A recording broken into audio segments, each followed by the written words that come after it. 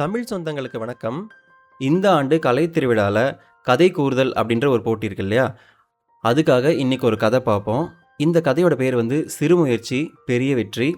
ஒரு சிறிய கிராமத்தில் அருண் என்ற ஒரு சிறுவன் வாழ்ந்து வந்தான். அவன் மிகவும் நல்ல குணம் கொண்டவன். ஆனால் எந்த வேலையையும் தொடங்குவதற்கு முன்பே என்னால் முடியாது என்று நினைப்பான். ஒரு நாள் அவர்களுடைய பள்ளியில் திறமைகளை வெளிப்படுத்தும் விழா நடைபெறப் போவதாக அறிவித்தார்கள். பல மாணவர்கள் தங்கள் திறமைகளை ஆர்வத்துடன் தேர்ந்தெடுத்தனர். ஒருவன் பாடலை தேர்ந்தெடுத்தான், மற்றொருவன் நடனத்தை தேர்ந்தெடுத்தான், இன்னொருவன் கதையை சொல்ல முன்வந்தான். ஆனால் அருண் மட்டும் அமைதியாக நின்றான். அதை கவனித்த ஆசிரியர், "ஏய் மகனே, நீ எந்த திறமையை காட்டப் போகிறாய்?" என்று கேட்டார். அருண் தலை குனிந்து, "என்னிடம் எந்த திறமையும் இல்லை, நான் மேடையில் நின்றால் எல்லோரும் சிரிப்பார்கள்" என்றான்.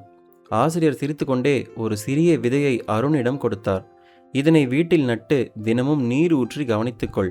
அடுத்த வாரம் என்ன நடந்தது என்று வந்து சொல்" என்றார். அருணும் அவ்வாறே செய்தான். ஒவ்வொரு நாளும் நீர் ஊற்றினான், களைகளை அகற்றினான், மண்ணை மென்மையாக்கினான். சில நாட்களில் ஒரு சிறிய முளை மண்ணை உடைத்து கொண்டு வெளியே வந்தது. அதை பார்த்த அருணுக்கு அளவற்ற மகிழ்ச்சி. ஒரு வாரம் கழித்து ஆசிரியரிடம் சென்று, "ஐயா, நான் தினமும் கவனித்ததால் இந்த செடி வளர்ந்து விட்டது" என்று மகிழ்ச்சியுடன் கூறினான்.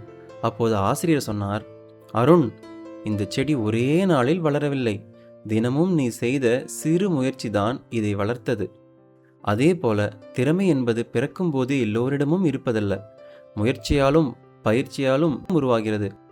அந்த வார்த்தைகள் அருணின் மனதில் ஆழமாக பதிந்தன.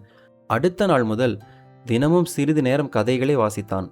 கண்ணாடி முன் நின்று பேச பழகினான். தவறு ஏற்பட்டாலும் மனம் தளரவில்லை. மீண்டும் மீண்டும் முயன்றான்.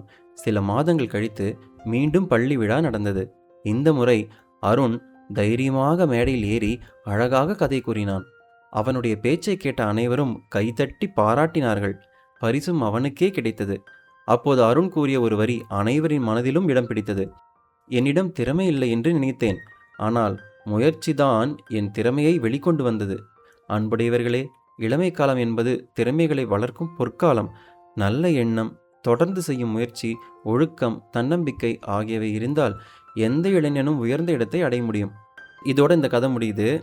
இந்த கதையோட PDF நான் டிஸ்கிரிப்ஷனில் கொடுத்துருக்கேன். அந்த லிங்கை கிளிக் பண்ணி நீங்கள் டவுன்லோட் பண்ணிக்கோங்க.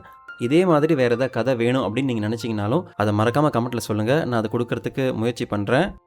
எல்லோருக்கும் வாழ்த்துக்கள். நன்றி.